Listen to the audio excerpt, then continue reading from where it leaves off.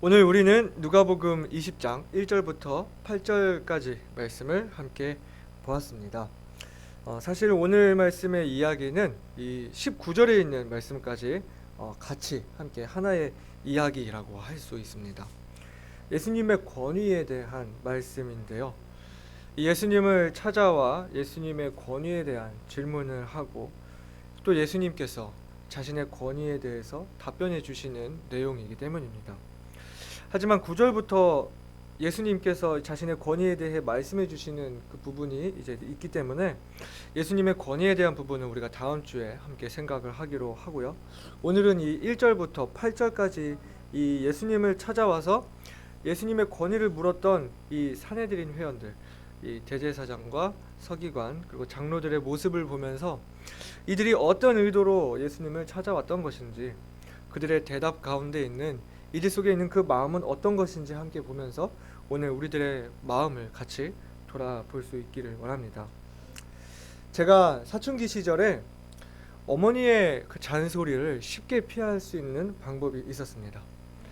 대답하기 싫을 때는 몰라요 하고 넘어가 버리는 것입니다. 몰라요. 제가 얼마나 이렇게 몰라 이렇게 얘기를 하고 다녔는지 너 그렇게 하나같이 다 모르면 넌 도대체 아는 게 뭐냐라는 그런 말도 들어보고요.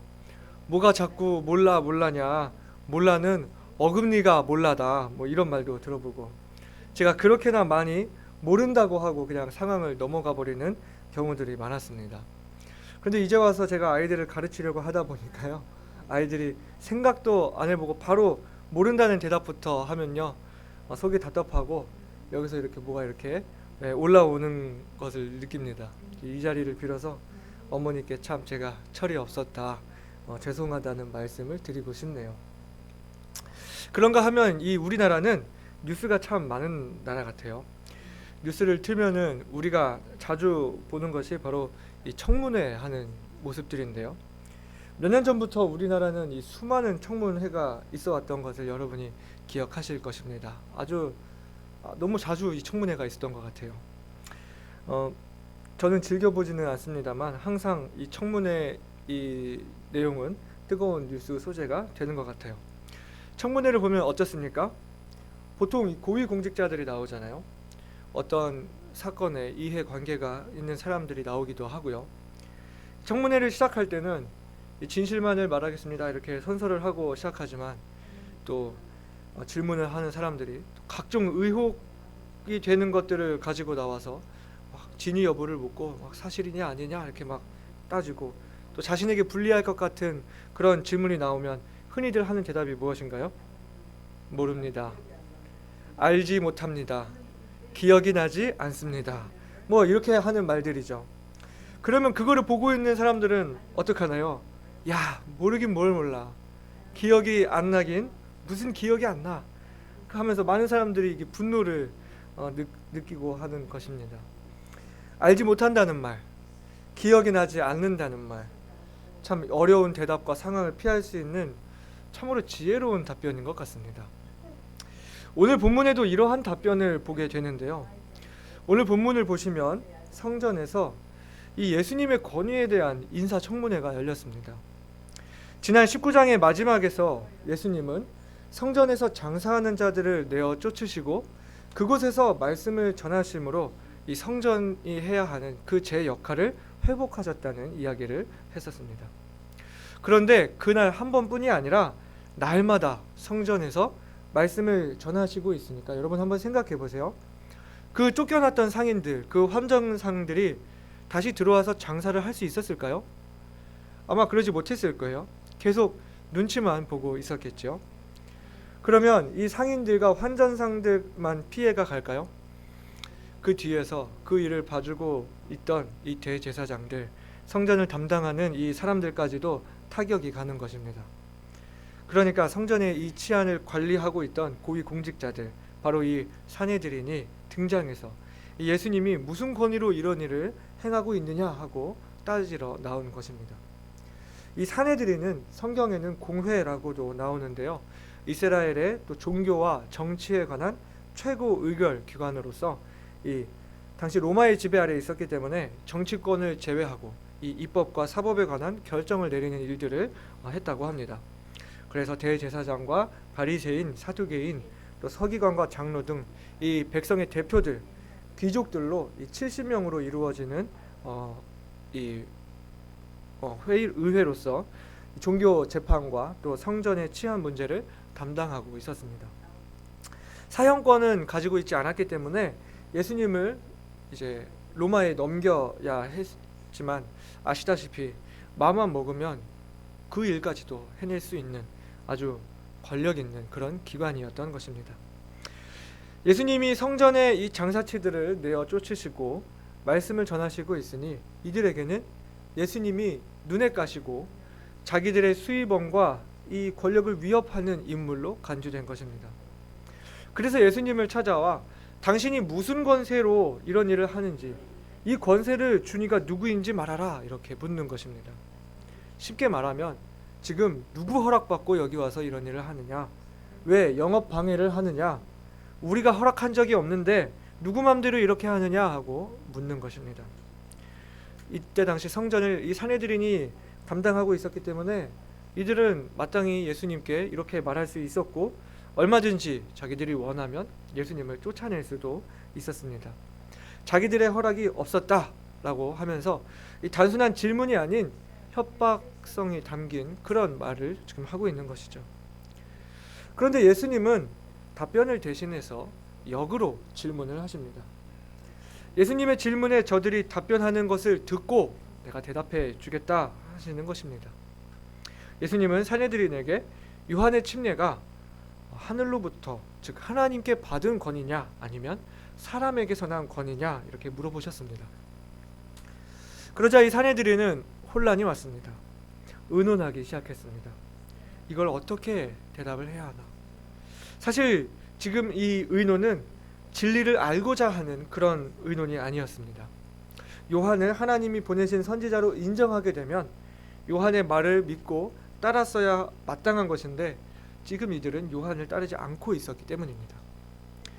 이들은 회개의 침례를 베풀던 요한을 따라 회개의 모습을 보이지도 않았습니다. 또 요한은 그가 증거한 것이 무엇이었죠?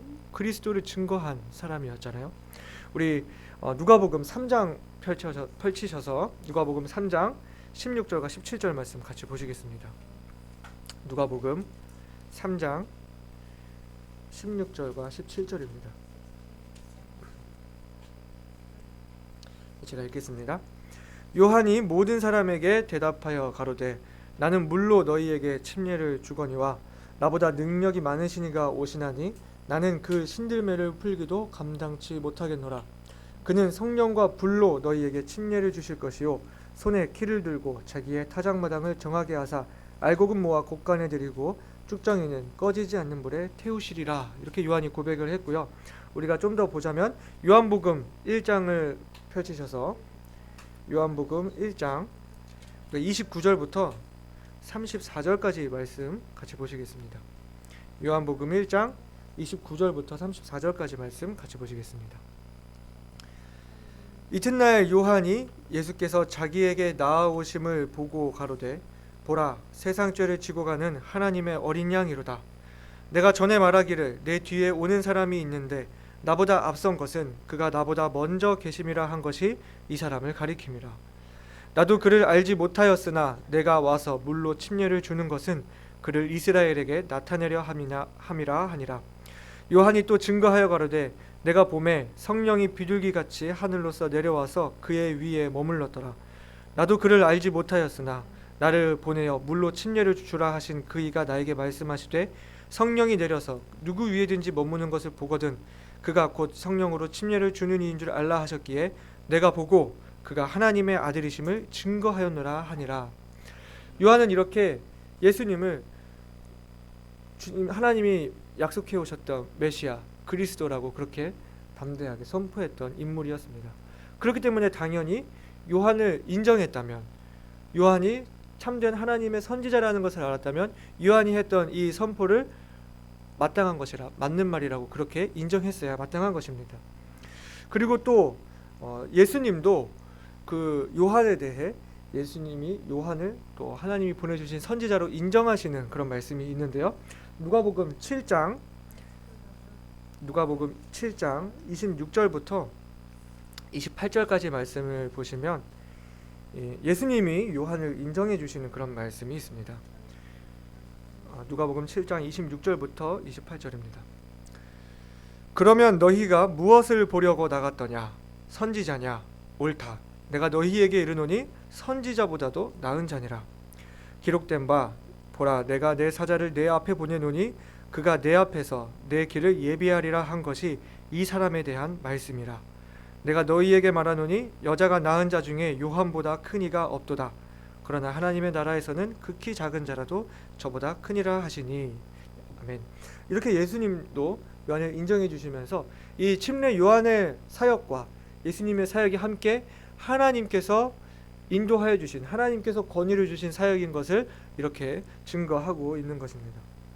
그렇기 때문에 요한을 하나님이 보낸 선지자로 인정을 한다면은 곧 예수 그리스도를 인정해야 하는 것이죠. 그러니까 차마 지금 요한을 인정하고 있지 않았기 때문에 요한을 인정하지는 못하겠고, 또 요한의 권위가 사람에게서 온 것이다, 즉 자기 스스로 자기 마음대로 그렇게 하는 것이라 말하게 되면 이 수많은 백성들이 이미 요한을 선지자로 인정하고 있기 때문에 군중을 거스리는 것이 되고, 또 자기들의 처세를 또 걱정해서 이 백성들의 눈치를 보고 또 그렇게도 말하지 못하고 있는 것입니다. 그러니 가장 지혜로운 바로 그 대답을 하고 있는 거예요. 어디로서인지 알지 못하노라. 그러자 예수님은 나도 무슨 권세로 이런 일을 하는지 너희에게 이르지 아니하리라 말씀하시고 지혜롭게 그 상황을 종결 지으신 것입니다. 하지만 한번 우리가 생각을 해보자고요. 청문회를 지켜보는 사람들은 다 알잖아요. 모른다고 하는 그 말이 정말 몰라서 하는 대답인지 피하려고 덮는 말인지, 이 기억이 안 납니다 라고 말을 하지만 사실 그게 말이 되지 않는다는 것을 우리가 알고 있지 않습니까? 정말 이 대제사장들과 서기관과 장로들, 사내들이니 몰라서 알지 못한다고 대답했겠냐고요. 사실 예수님이 물어보신 그 질문 안에 답이 있었습니다. 예수님의 질문을 생각하는 가운데 요한이 참으로 겸손한 사람이었고, 또 옥에 갇히고 순교를 당하면서까지 그 해록의 죄악을 신랄하게 지적했던 것만큼 그 하나님의 담대한 선지자였다는 것을 속으로라도 그들이 인정하고 알고 있었다면, 요한이 말했던 그 선포를 따라서 예수님의 권위가 하늘에서 온 권위라는 것은 이미 드러난 사실이라는 것입니다. 사내들이는 알지 못해서 알지 못한다고 대답한 것이 아니었습니다. 정말 그 전까지 몰랐다고, 알지 못했다고 했더라도 방금 예수님의 그 질문을 답변하기 위해 생각해 보게 될 때 답을 바로 알 수 있는 것이었습니다. 그런데 왜 알지 못한다고 대답했습니까? 예수님을 인정하고 믿기는 싫고 백성들의 눈치는 보는 것이죠. 답은 알고 있지만 자기들의 그 양심을 가리고 있는 것입니다. 이들이 처음부터 예수님을 찾아와서 질문한 자체가 그 예수님의 권위에 대해 알고자 온 것이 아니었습니다. 누가 성전에서 맘대로 사람들을 내쫓고 말씀을 전할 권위를 주었냐 하는 그 피할 수 없는 질문을 통해서 예수님을 넘어뜨릴 그 꼬투리를 잡고 또 겁을 주며 자기들이 갖고 있는 그 기득권을 유지하고자 하는 목적으로 물어보았던 것이죠. 예수님을 정말 알고자 하는 그런 의도는 없었습니다. 예수님의 권위가 중요한 것이 아니었습니다. 아마 사실 그게 궁금하지도 않았을 것 같아요. 이미 자기들 마음속에 답을 정해놓고 있었을 테니까요. 오로지 자기들의 수입과 그 생계, 자기들의 실속을 챙기기 위한 목적만 있었던 것입니다. 답을 알고 있음에도 받아들이지 않는 이들의 고집과 오만함, 거짓됨을 보게 되는 것입니다. 이런 사람들에 대해 성경은 어떻게 말하고 있을까요? 이 요한복음 3장 같이 보시겠습니다. 요한복음 3장 19절과 20절 말씀에 우리가 한 목소리로 같이 읽기로 바랍니다. 요한복음 3장 19절 20절 말씀입니다.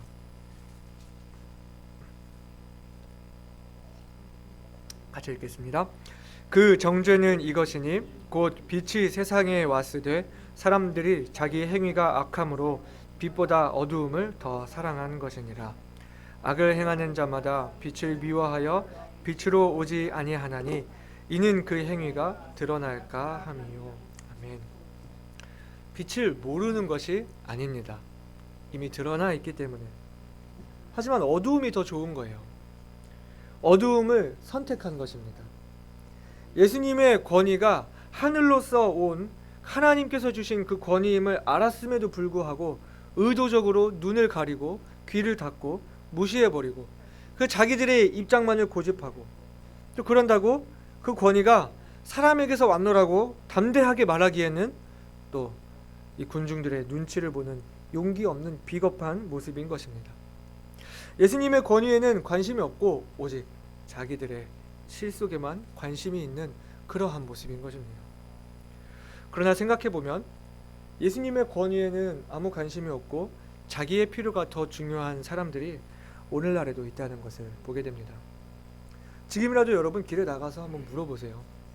예수님 모르는 사람 없습니다. 십자가 모르는 사람이 없습니다. 몰라서 안 믿는 게 아니라 믿기 싫어서 안 믿는 겁니다. 어두움을 더 사랑하고 어두움을 선택한 사람들입니다. 자기가 더 좋고 자기 필요가 더 중요하고 내 인생의 주인이 내가 되고 싶은 사람들입니다. 자아가 강하기 때문에 그렇게 얘기합니다. 교회는 연약한 사람들이 의지할 곳이 없어서 의지할 곳을 찾으러 가는 거라고 말입니다. 그러나 교회는 연약해서가 아니라 정말 강한 사람들이 주님 앞에서 굴복하고 도리어 강하신 주님 앞에서 자신의 연약함을 고백할 줄 아는 사람들인 것입니다. 많은 사람들이 교회를 처음 오게 될 때 내가 무엇을 여기서 얻을까 해서 오게 되는 경우들이 많습니다. 하지만 더더욱 안타까운 것은 믿는다고 하는 사람들 가운데서도 어쩌면 우리들 가운데서도 이런 모습이 있을 수 있다는 것입니다. 예수님의 권위를 묻고 있지만 사실은 정말 예수님의 권위가 궁금하지 않은 것처럼 사실은 내 실속에나 관심이 있었던 것처럼 내 삶 속에 주님의 권위는 안중에도 없는 사람, 오로지 내 실속만 챙기려는 사람들이 있을 수 있다는 것입니다. 정말 주님의 권위를 알고 그 권위를 인정한다고 하면 마땅히 그러한 사람의 삶의 모습은 주님을 섬기는 삶의 모습이 되어야 할 것임에도 불구하고 순종의 모습은 없습니다. 헌신의 모습도 없습니다. 찬양의 모습도 없습니다. 사랑의 모습 또한 없습니다. 예수님의 권위 아래에 있는 모습은 하나도 없이 그저 예배에 왔다 가는 것일 뿐, 주님을 믿는다 하면서 구원만 얻었으면 됐고 천국만 가면 그만이고 사업의 성공을 바라고 건강을 바라고 출세를 바라고 세상 사람들과 똑같이 살아가면서 복만을 구하는 그런 사람들이 있다는 것입니다. 예수 그리스도를 믿는 것은 보험 상품에 가입하는 것이 아닙니다.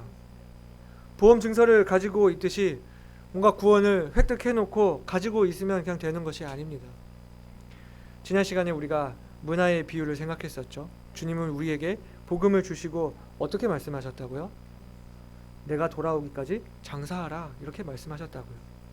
사랑하는 여러분, 우리가 진정으로 주님의 권위에 대해 생각한다면 정말 진지하게 자기 모습을 돌아볼 수 있기를 바랍니다.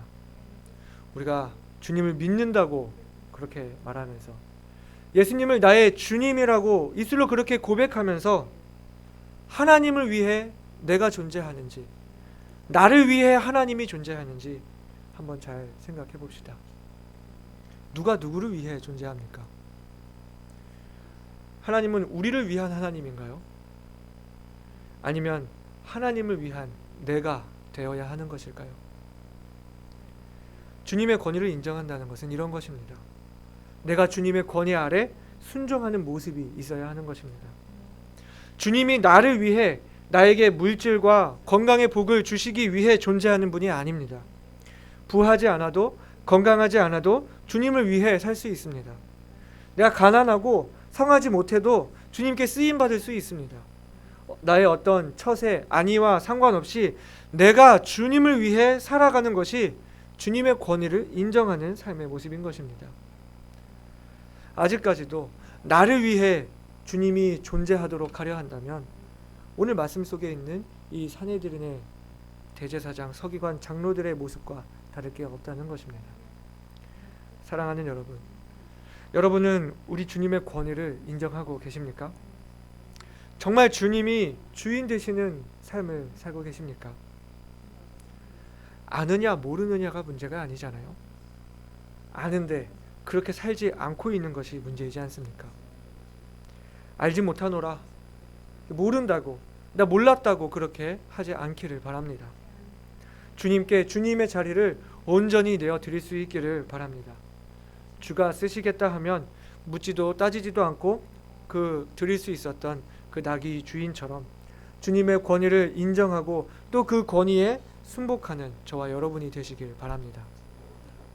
사내들인이 예수님을 찾아와 당신의 권위가 어디에서 난 권위냐, 누가 이 권위를 주었느냐 하고 물었을 때 예수님은 그 대답을 회피하려고, 그 상황을 회피하려고 역으로 질문한 것이 아니었습니다. 9절부터 보시게 되면 예수님이 자신의 권위에 대해 말씀해 주고 계시는 것을 보게 되기 때문입니다. 그러면 왜 예수님이 사내들에게 침례 요한의 권위가 어디로서 왔는지 대답하게끔 물어보셨을까요? 예수님을 거부하던 사내들인 회원들이 사실은 침례 요한을 두려워하고 있었을 것을 아시고 침례 요한에 대해 생각해 보도록, 그리하여서 예수님의 권위가 하나님께로 온 권위라는 것을 스스로 깨닫도록 하신 것이라고 생각됩니다. 추가적으로 백성들을 이끌어야 할 이 종교와 정치 지도자들임에도 불구하고 이 백성들을 두려워하고 있는 자신들의 모습을 돌아보도록 기회를 주신 것이라고 생각이 됩니다.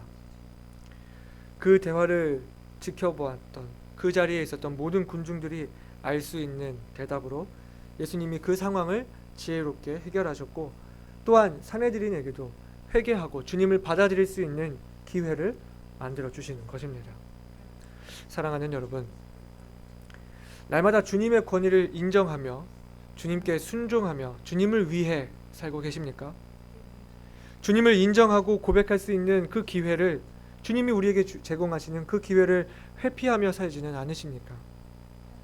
사내들인 의원들이 그 자리에서 주님의 권위를 인정하고 고백했더라면 얼마나 영광스러웠을까요? 물론 그렇게 되면 예수님이 십자가를 지시는데 문제가 생겼을지도 모르는 일이지만요, 우리들의 삶이 날마다 주님을 인정하고 순종하는 삶이 되기를 바랍니다. 나를 위해 살지 않고 주님을 위해 사는 우리가 되길 원합니다. 우리 매일매일 주어진 그 시간들이 주님을 위해 살 수 있고 주님께 영광을 돌릴 수 있는 기회임을 기억하고 내 자신의 욕심과 죄악으로 인해 회피하지 않는 그러한 삶을 살기를 바랍니다. 주님을 따르는데 또 주님께 순종하는데 방해되는 어떤 나의 자신의 어떤 자아의 모습들이 있다면 담대히 버릴 수 있기를 바랍니다. 고집부리지 아니하는 믿음, 핑계치 아니하는 믿음, 담대한 믿음을 갖기를 원합니다. 사람들을 두려워하는 것이 아니라 하나님을 두려워하는 그런 믿음을 갖기를 원합니다. 주님이 진정으로 주인 되시는 삶, 우리 교회의 주인이요, 가정의 주인이요, 내 삶의 주인으로 모시는 그러한 삶을 살 수 있기를 바랍니다. 우리 다 함께 기도하시겠습니다.